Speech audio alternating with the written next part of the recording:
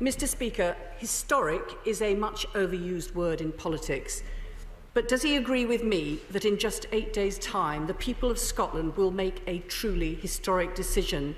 This is their vote, but I want the message from this side of the House to be heard loud and clear. We want Scotland to stay. I do agree with the Right Honourable Lady, and that is a very clear message from her side of the House and from our differing political perspectives from this side of the House as well. And I hope, therefore, the message the people of Scotland will hear from this House, where Scottish parliamentarians have made an immense contribution for generations, is that we want to stay together and indeed cannot imagine life on these isles without them. She is a London MP and speaks for millions in what she has just said.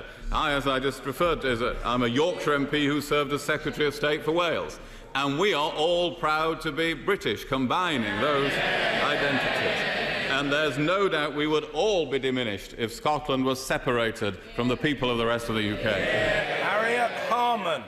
The roots of our party are deep in Scotland, and we delivered devolution and the Scottish Parliament, but we need to go further. Will he confirm that there will be further devolution and a Scotland bill setting out new powers will be published in January?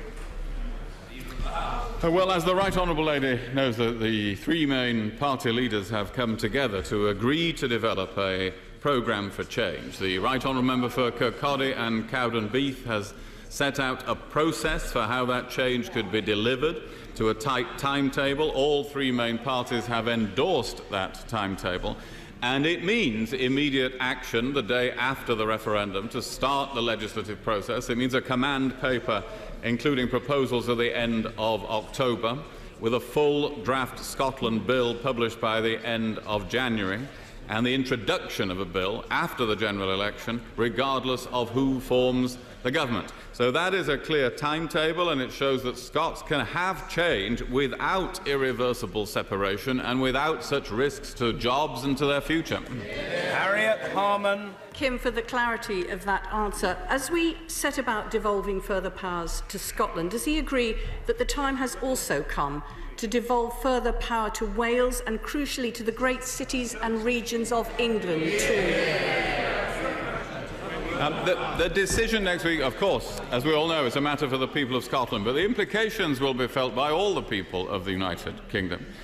We are already steadily devolving increased power to parts of England, as well as have been doing so in Wales. Under this government, Wales has received more primary lawmaking powers. We're moving towards devolving tax and borrowing powers for the first time. We want to see devolution in Northern Ireland succeed. In England, the Localism Act devolves power of business rates to local authorities, and city deals have given local areas more of a say over their governance. The great strength of the United Kingdom is that it is not a rigid union. It is a living, flexible union, and that is one of its greatest strengths of all. Harriet Harman. For us, on this side of the House, a fundamental principle of our politics is solidarity. We want the UK to stick together in the cause of social justice. Does he agree with me that it's wrong to set the different countries of the UK against each other, whether it's on workers' rights or on corporation tax? Well, the Right Honourable Lady makes a powerful point about solidarity in the UK, and for 300 years we and our predecessors have sat in this House with Scottish parliamentarians and their predecessors, and they have sat together from the 18th century to implement a great range of progressive causes, from the abolition of the slave trade to our pursuit of human rights and sound development across the world today. We've often led the way at times of world crisis and been an inspiration to democratic peoples elsewhere. And the next 300 years could easily be as turbulent and dangerous as the last 300 years. So to tear apart a union so proven, so precious and so valuable would be a tragic mistake for all our peoples. Harriet Harman. People in Scotland can now be certain that with a no vote, there would be change and more powers for Scotland. Does he agree with me that posed against that certainty is the uncertainty that a yes vote would bring on so many issues like jobs, pensions, mortgages and the currency?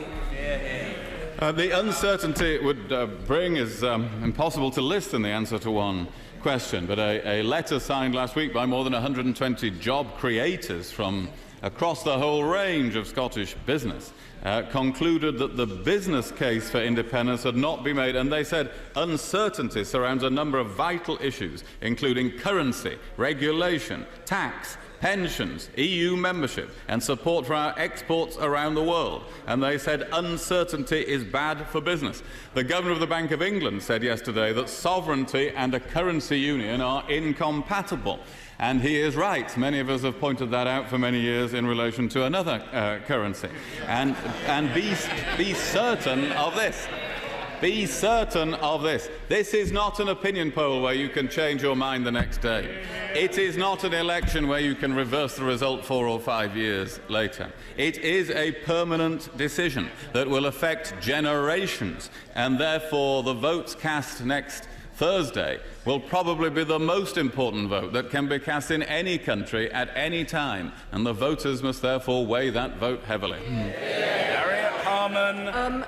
Whilst jobs, pensions, taxes are important, next week's decision, as he rightly says, is about much, much more than that.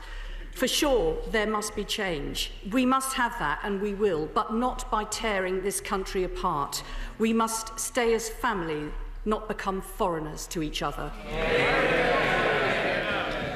I absolutely, the Right Honourable Lady puts it extremely well. We all want the best for Scotland, just as we all want the best for our own constituents from all parts of the UK in this House. And the people of England, Wales and Northern Ireland believe Scotland is better off in the UK, and the UK is better off with Scotland in it. So this referendum is the most important choice the people of Scotland will ever make, a choice between the opportunity and security of staying in the UK or of leaving forever, without the pound, without the UK's influence in the world. With Scotland as part of the UK, we have the best possible situation and a great future together in the United Kingdom.